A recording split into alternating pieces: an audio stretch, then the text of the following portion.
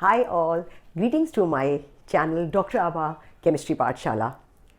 I'm so glad to have you here for my mast video Chemistry Practical ke Chamatkari C.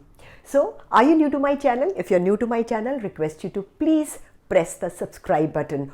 Also, ring the notification so that you get the update whenever there is a latest video posted by me.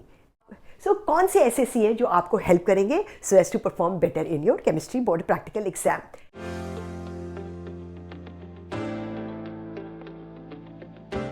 Practical exam के जो important exercise हैं और marks distribution आपको screen पे दिखाई दे रहा है।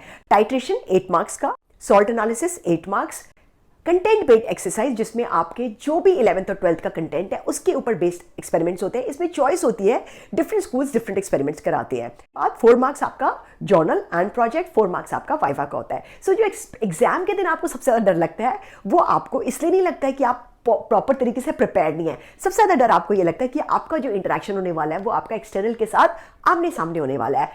Every year before the board practical exam CBSE issues guidelines regarding do's and don'ts of the practical exams. Usually they don't change. हर साल वही रहते हैं, बैच का साइज होता है, कौन कौन सी चीज़ें कैंडिडेट से एक्सपेक्टेड हैं और ये चीज़ें साल भर साल बदलती नहीं है। फिर भी इसका मैं एक PDF का लिंक आपको डिस्क्रिप्शन बॉक्स में डाल रही हूँ और आपको स्क्रीन पे भी दिखाई दे रहा है। वीडियो के एंड तक आप रहिएगा, मैं वाइवा क्वेश्चंस के बारे में आपको एक छोटी सी ट्रिक बताने वाली हूँ। पहला सी है completion. Your journal and your project file has to be absolutely complete, sealed and signed by the authorities prior to the exam. जब आपने सभी एक्सरसाइज कर लिए हैं उसके बाद आपको उनको लिखना भी पड़ेगा और जब आप उनको लिखेंगे तो please ensure that your presentation is absolutely clean. एक क्लीन और क्लियर प्रेजेंटेशन को हमेशा ज़्यादा नंबर मिलते हैं। अब आते हैं सबसे मुश्किल पार्ट पे जो कि है वाइवा। वाइवा जब आप फेस करेंगे तो सबसे पहले you have to be confident. Guys, you have to be confident, you don't have to be overconfident, you don't have to be under confident.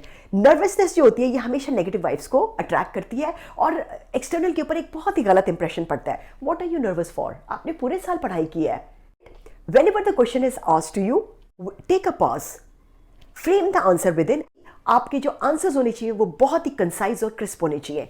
External has to conduct viva of 30 to 90 depending upon the strength of the school. बहुत सारे viva conduct करने होते हैं, वो बहुत थक जाते हैं। जो बच्चे लंबी कहानी बनाते हैं एक्सटर्नल्स जनरली एंटरटेन नहीं करते हैं। So please ensure that your answers are very very crisp and concise. जब आप एक्सटर्नल को फेस करते हैं तो आपका जो बॉडी लैंग्वेज है वो बहुत ही काम होना चाहिए।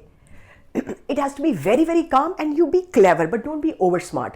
Don't get into any kind of argument with the external. Always smile and be positive during the conduct of the exam because you are constantly being watched by the external examiner. So viva exam एक ऐसा exam होता है जो कि आपकी knowledge का exam नहीं होता है. There are externals who gauge you, who on the level of your courteousness.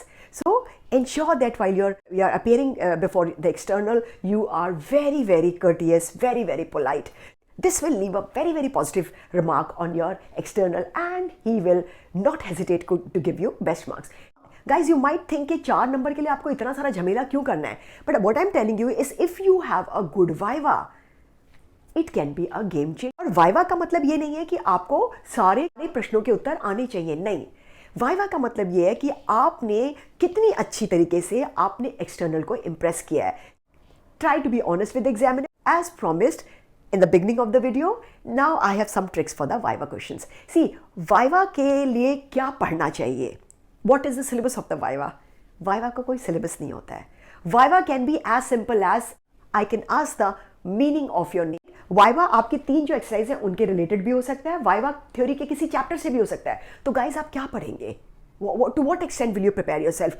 But yes, we cannot go unprepared for the Viva. So based on all the exercises, the titration, salt analysis and all possible content based exercise, सबके ऊपर मैंने आपके most commonly asked questions का एक PDF बनाया है. So guys मेरा ये रिक्वेस्ट है, don't go on the content based exercise. बहुत ज़्यादा क्वेश्चंस हो जाएंगे आपके लिए.